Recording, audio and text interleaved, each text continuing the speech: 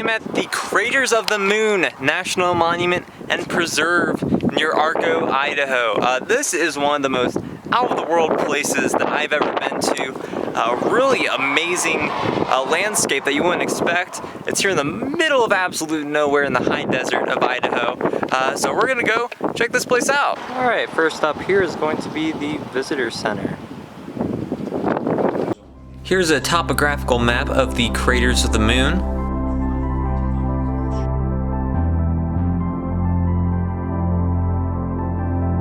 There's some fake wildlife, but in summary, basically nothing can live out here. Paleo Indians were in the area 12,000 years ago, but there's no evidence of permanent settlement by any Native American groups. The first real explorations of the craters occurred in 1879.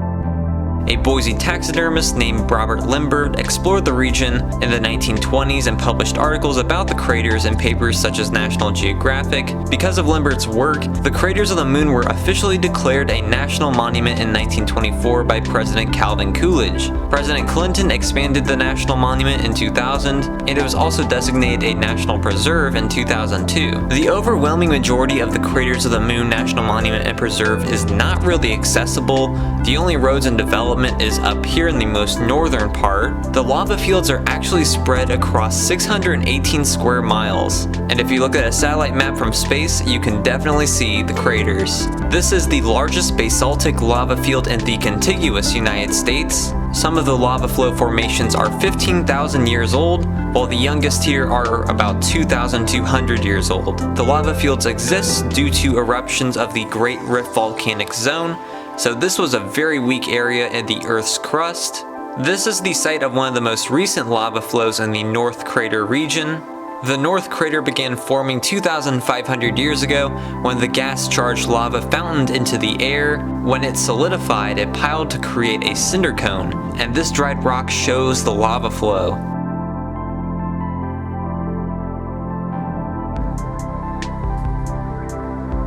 These are big cinder cone fragments. Lava ripped these massive rocks from the walls of the cones, and here they still stand.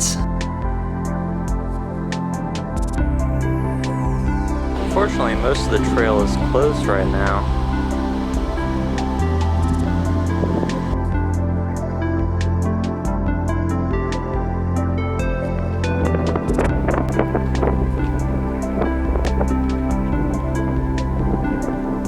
This is the Inferno Cone.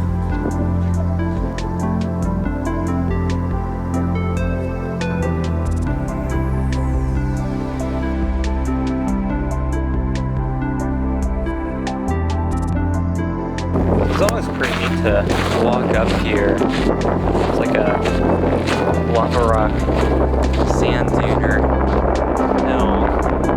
And it's very windy, so you probably can't hear me. It's an 160-foot climb.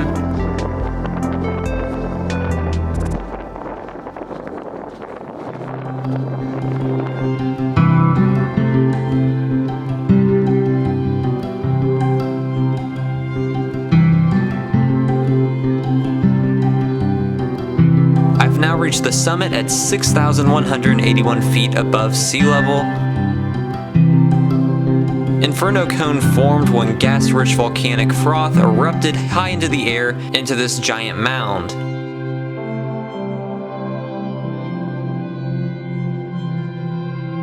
It's so windy! While it is very windy up here, the views of the Great Rift Zone and the Pioneer Mountains in the background are spectacular.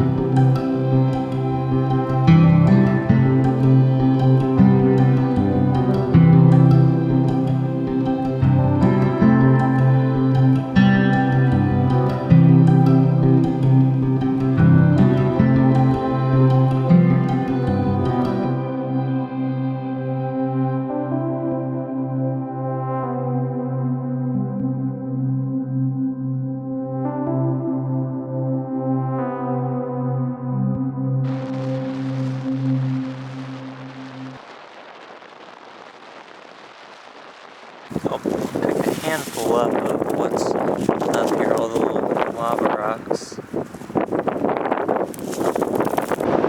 Oh, I gotta head back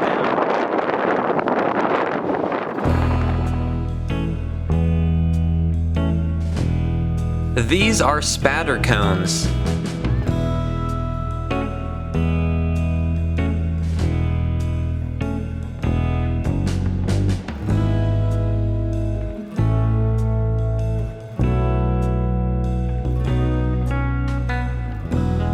They were formed from lava that was ejected from vents, usually during explosions, and they're basically like giant holes in the ground now.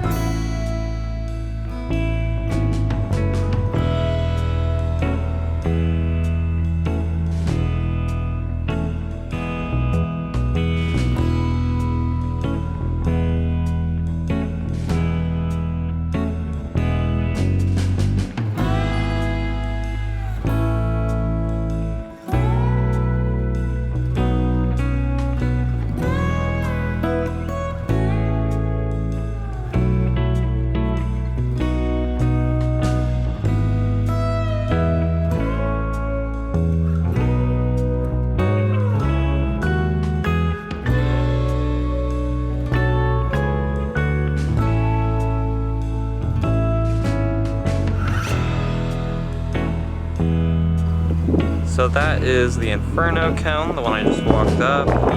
See the Spatter Cones. And there's just more and more and more for hundreds of acres around. You can see some of the flowers that can survive somehow in the soil.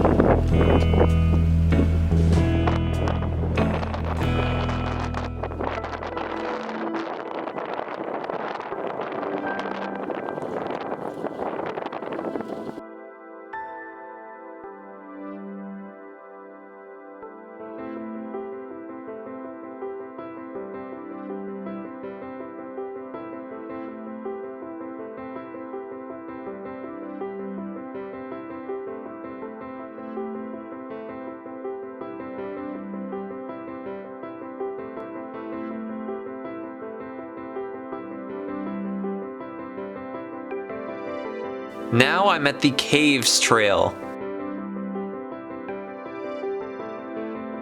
You have to get a permit to go inside of the caves at the visitor center, which I did, and that's because of white nose syndrome affecting the bats here. If you wear the same clothes that you've worn in a different cave, that can spread the disease to the bats here at Craters of the Moon, so they want to protect against that. The Craters of the Moon does have a connection to the real moon, as on August 22nd, 1969, a month after the Apollo 11 astronauts walked the real lunar surface, the preparing Apollo 14 astronauts Alan Shepard, Edgar Mitchell, Joe Engle, and Gene Cernan visited the monument. They studied the basics of volcanic geology in order to get a sense for what specific and valuable specimens they should take while they're on the moon.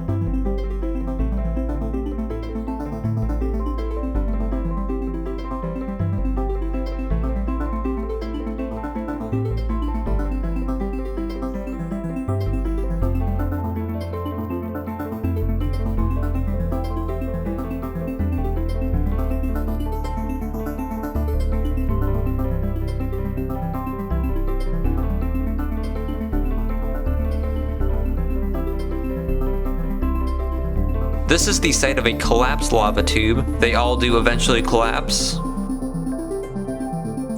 This is probably the most awesome one, Indian Tunnel.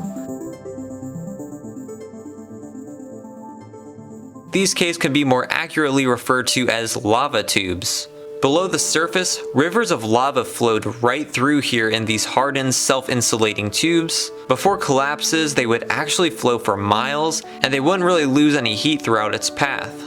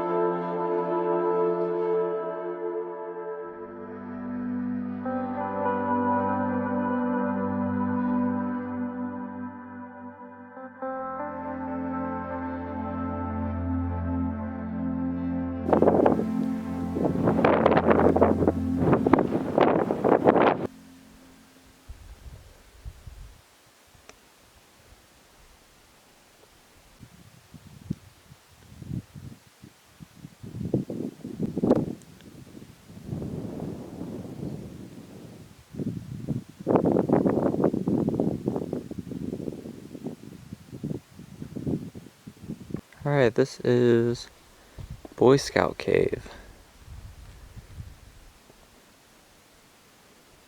Well, this one is going to be easy to get into.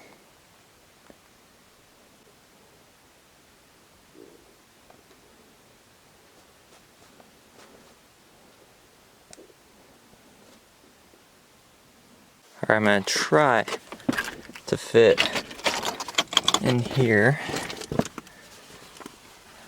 Whew. Alright, I've come down a little ways.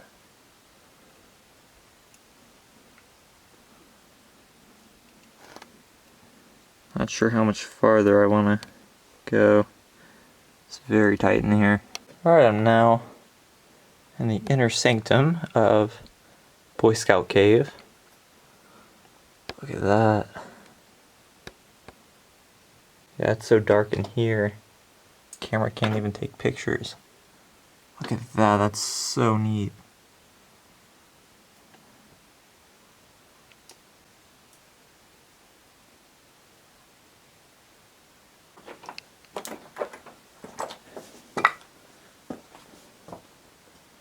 I think think that's about it. I could probably go back a little further, but I'm stupid, so I'm gonna get lost. And this cave is so cool. I never went this far into it to where I can actually see these formations.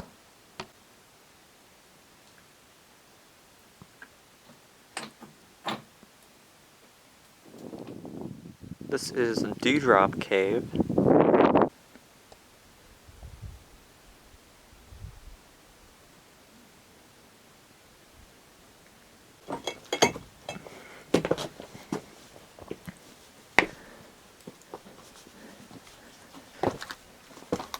So you can't go too far into this one.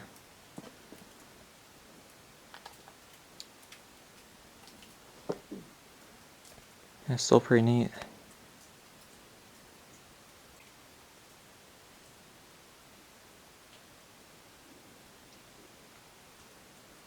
And the last cave we're going to head into is Beauty Cave.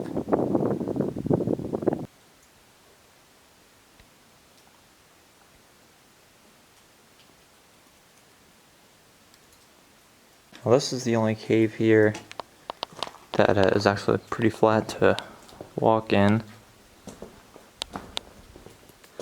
Yeah, it gets pitch black the farther back you go. Wow, this is neat.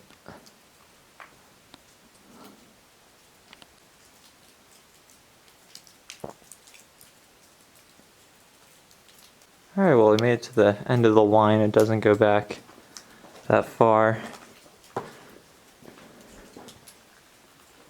Man, this place is so cool.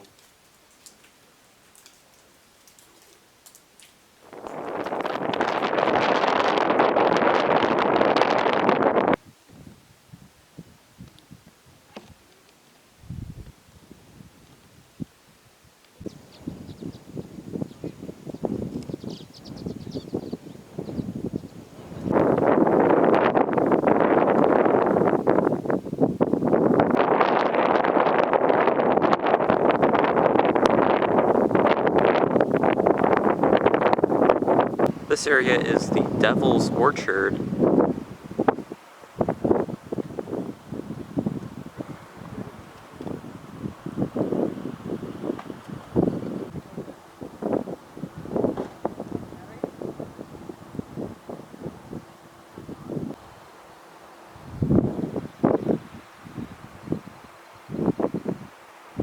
So that was the Craters of the Moon National Monument.